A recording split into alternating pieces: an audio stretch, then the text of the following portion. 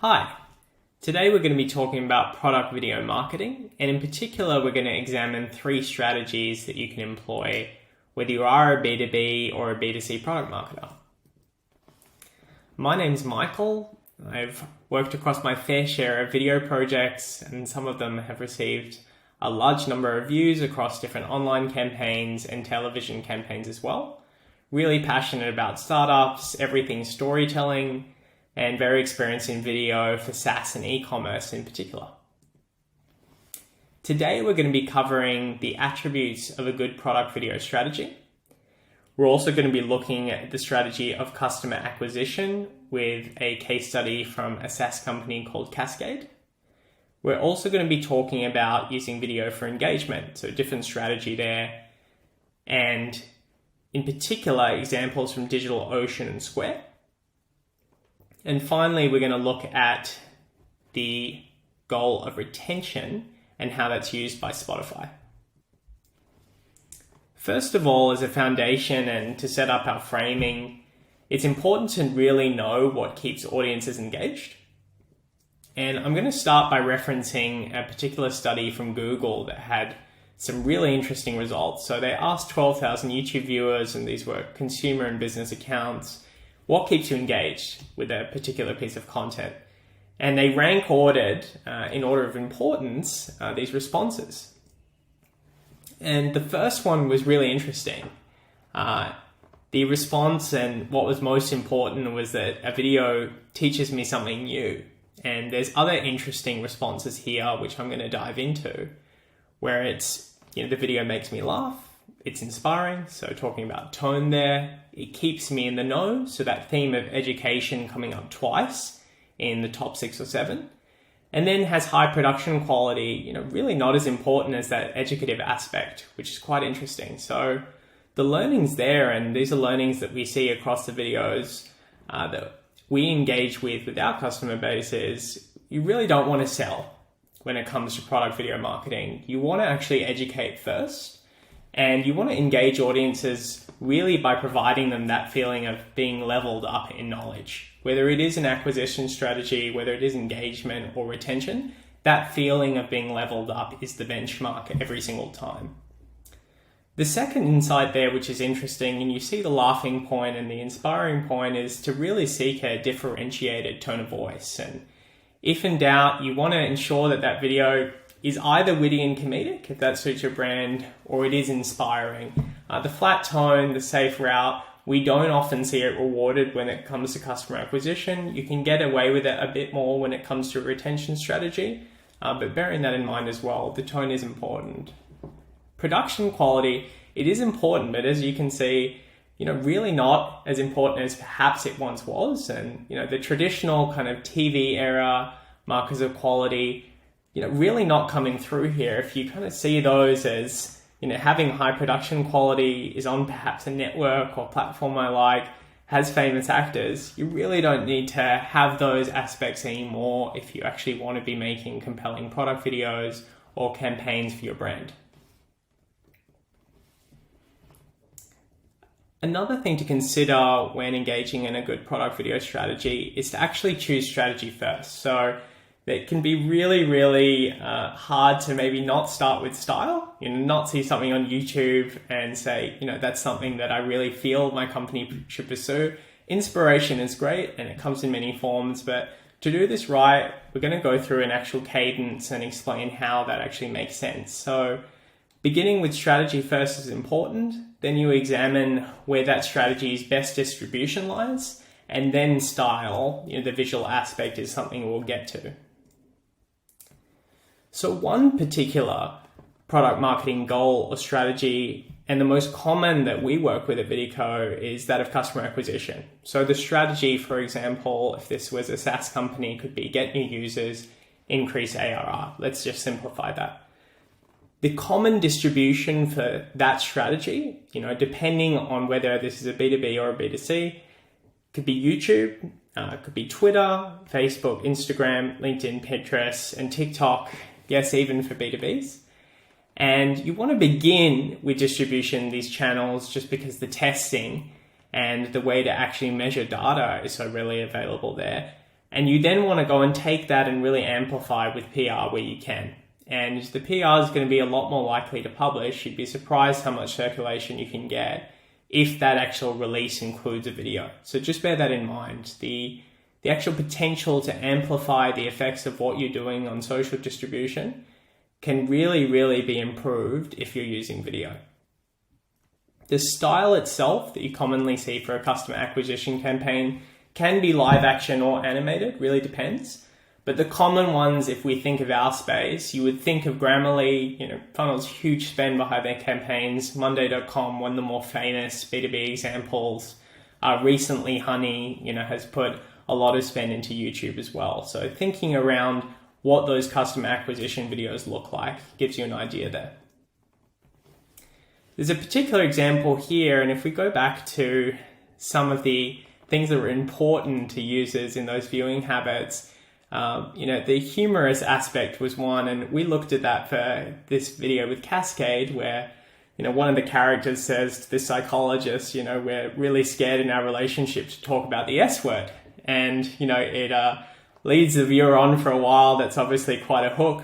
And the S word turns out to be the word strategy, which is very much what Cascade is about. It's about setting goals, OKRs, strategy with your software.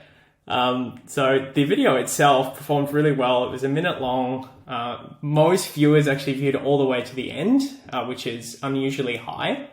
And it certainly got its fair share of play there, but just an example around how one focus on that aspect there, which is going to be humor, could actually really drive that creative.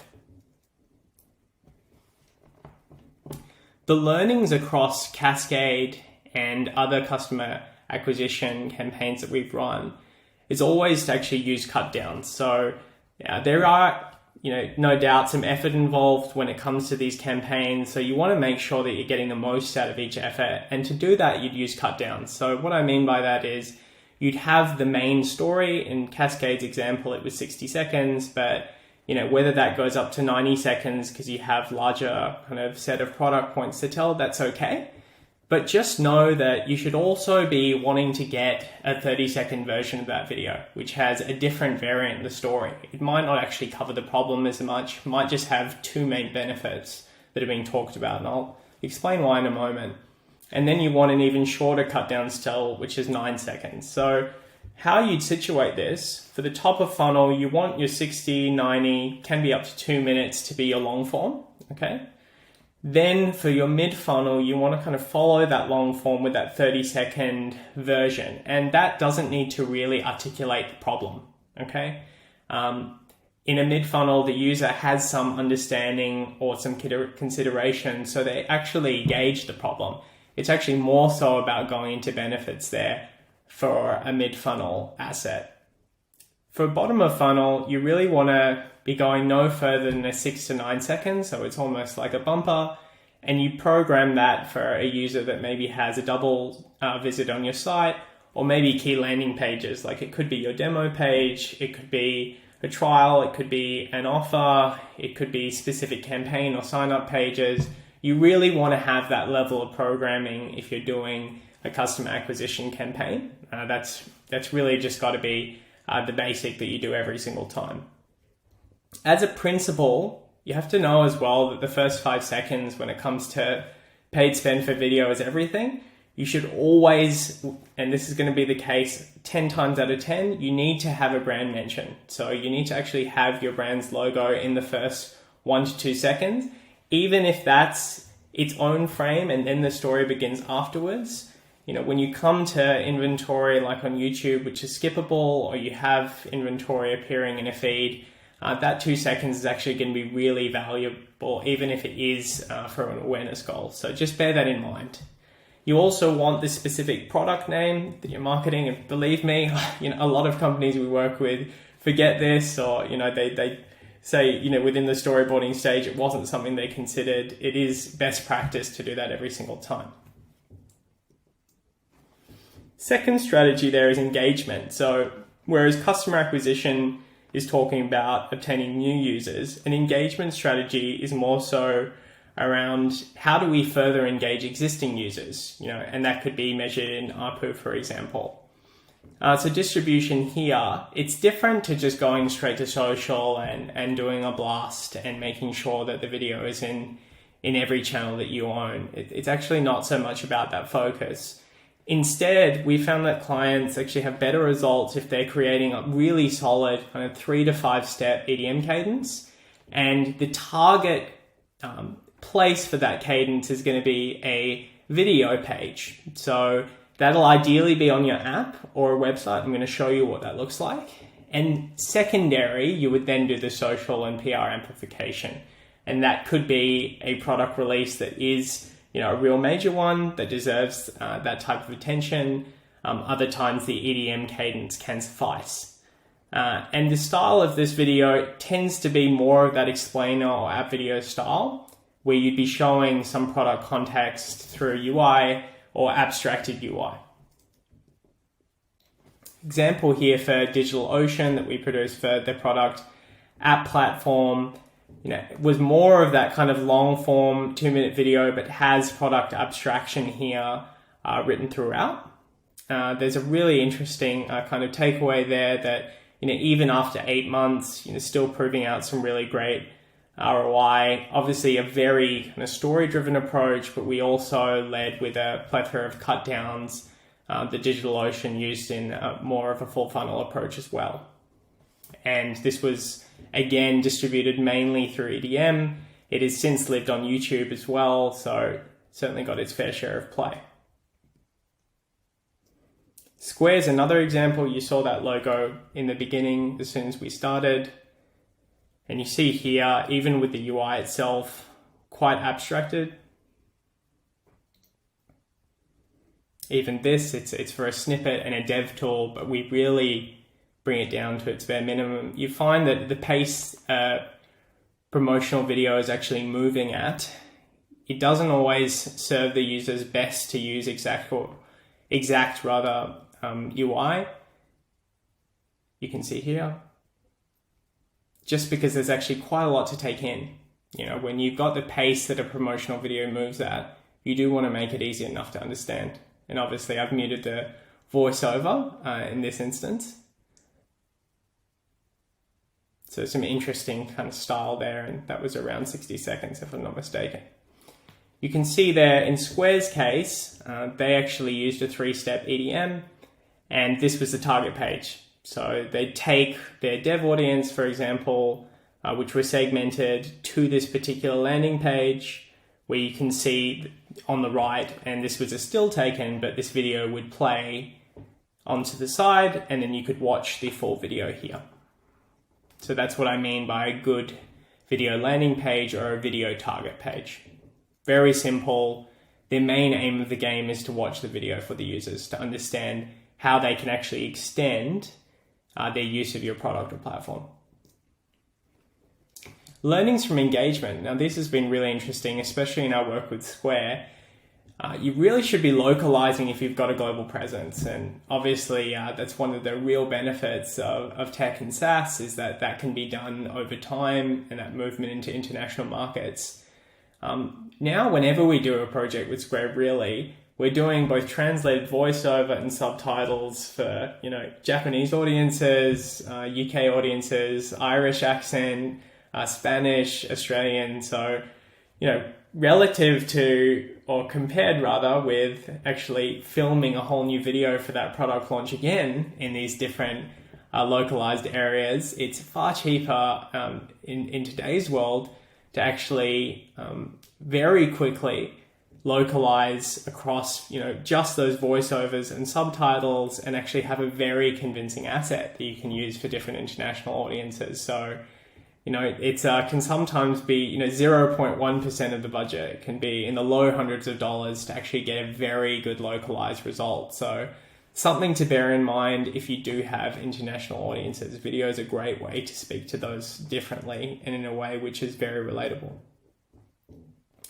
With engagement as well, really no need to talk about the problem too much here. If the user is already an existing user, they're really past that stage. So, and plus, if you think of your website, more of a mid-funnel zone in the funnel. So it is something where you should really be going to product benefits as quick as possible. Again, just make sure you name that product in the intro. If it needs to be explicitly said, is this a Square Online checkout, so that the user knows they're in the right place, do that. Don't assume that they'll actually have the right context or know as much as you do when it comes to this new product. In terms of the split overall for a video to do with engagement, we would typically make it 90% around the benefits and 10% around a call to action. So you kind of lead with those benefits, and then that's followed by really clear next CTA that always relates to somewhat of a deeper interactional step than just learning more. So it should be start for free, it should be book a demo, it should be, try pro for 14 days. It needs to be, you need to be thinking about it in a step kind of CTA, which goes beyond something generic. Third goal here is retention. So what about retaining users, and what type of content can be done from that perspective if, say, NRR is the goal? And the distribution here is really different to the first two. So you would typically see these videos appear in app, anecdotally. And before we go into the examples, Figma's really great at this. Pipedrive's really great at this. Obviously, Spotify, a client of ours, Spotify's subsidiary Anchor, really brilliant at this as well. And whether that, and Square also does a whole heap as well. And whether it is on mobile or on web apps, when you have those videos pop up in the corner, that's really the aim here. It's to take a beginner to an intermediate or an intermediate to expert, so the user actually can get more value out of the product and understand workflows that they didn't previously. So these scale really well by comparison, like very low barrier to entry, very low kind of budget or commitment from a marketing perspective here. Where you'd find them as well is in that help or FAQ section of the website. And you want a public record of this as well. So you want to see YouTube as a search engine, which it is. It's the second, largest visited site in the entire world by volume, by search volume. So actually having a long tail set of keywords relating to, that particular workflow of your product really should be in YouTube as well. Okay, so those three distribution channels are key.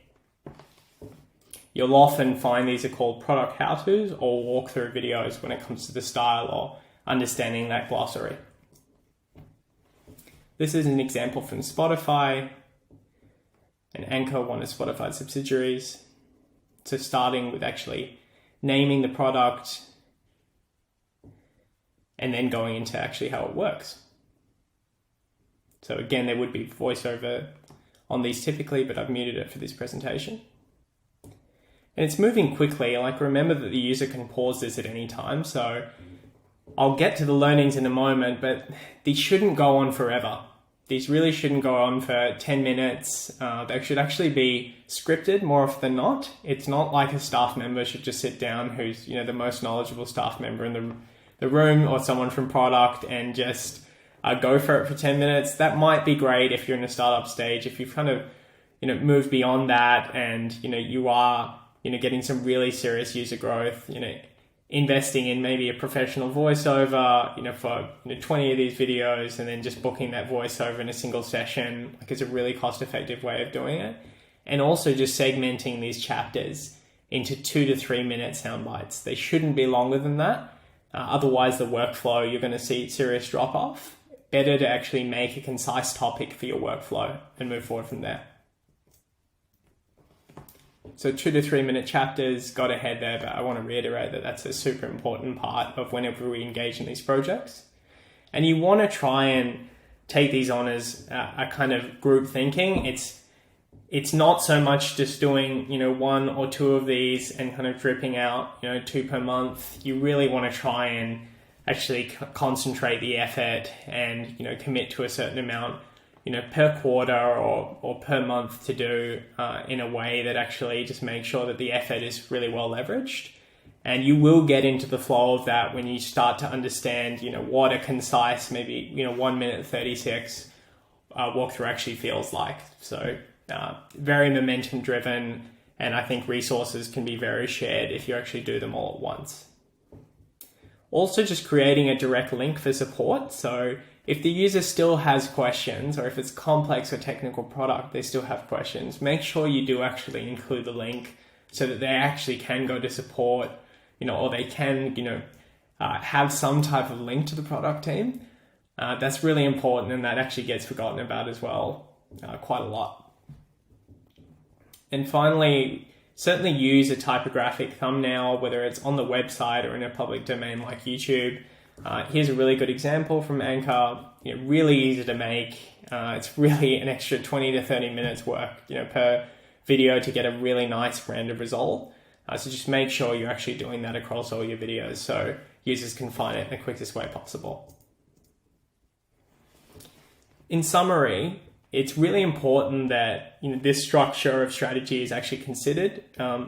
There's a way of thinking about videos that it's certainly be getting a lot more accessible over time, and there's another side to it where it's like it is going to be expensive if you're going for that larger brand video campaign. So actually getting it right is super important, and it can be easy to get it wrong. There's a lot of stakeholders typically involved, process-wise it can be tough. So it really is about choosing that strategy first as a way to mitigate you choosing, say, the wrong style or the wrong distribution channels. Always choose the strategy first. And we've worked, as you saw, across a lot of these campaigns. You can pretty much boil every type of product marketing strategy down to those 3 strategies that I showed you before. So you can always use this as a reference for best practice. The distribution channels then, they do change depending on your product. So what might work for one product is YouTube and Twitter. Instagram and Facebook might be another go-to for a particular company depending on their audience. So our advice is if you do have a performance team in-house, which has a good history with channels and paid spend, focus on 2 to 3 when it comes to video. You'd be surprised how differently it can behave to images, carousel, and standard text. Can be quite different just to get the hang of. Ultimately, it's going to be cheaper on ad spend kind of per play compared to a per view on an image or a still asset ad. We see like 2 to 3x cheaper actually per impression on a video compared to stills. So something to think about. Certainly good once you have the feel and once you have the data collected per campaign.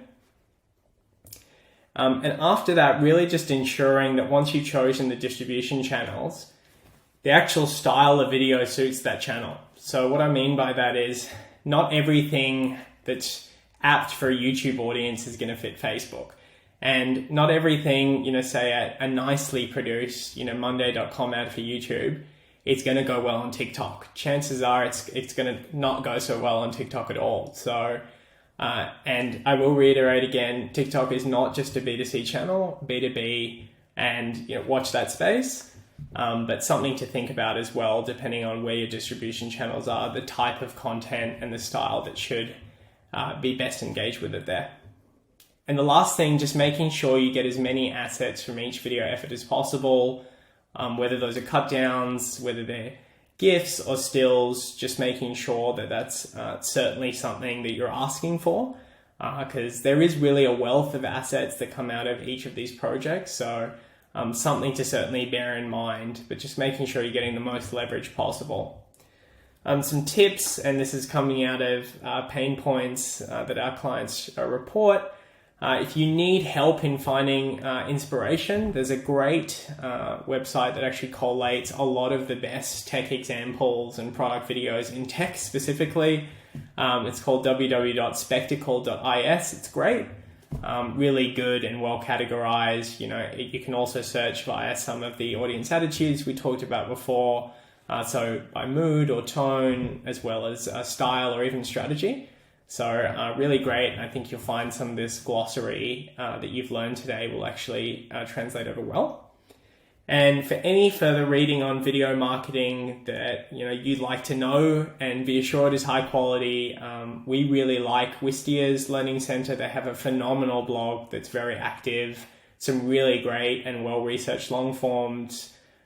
So I'd certainly be reading there if you'd like to learn more about particular channels as well. They actually do some really great analysis on solely YouTube styles or, best practices for Twitter or website video. So I would look at those two resources for further learning.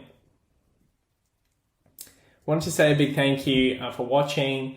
The videos that you would have seen play there, if you would actually like to watch them with sound and get the full experience and context, you can head to videco.com and search for our portfolio, and there'll be many other companies like Airtable, Vanguard, obviously Square. There's a lot of videos there that you can look through for inspiration in addition to spectacle. So that's certainly a resource that you can use. And any other questions around product marketing strategy and fitting video into that strategy, absolutely feel free to get in touch with our team. We've been more than happy to have just an informal chat, lend any knowledge, or share any more metrics based on the companies we've worked with.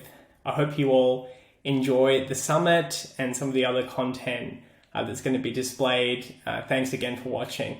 Take care.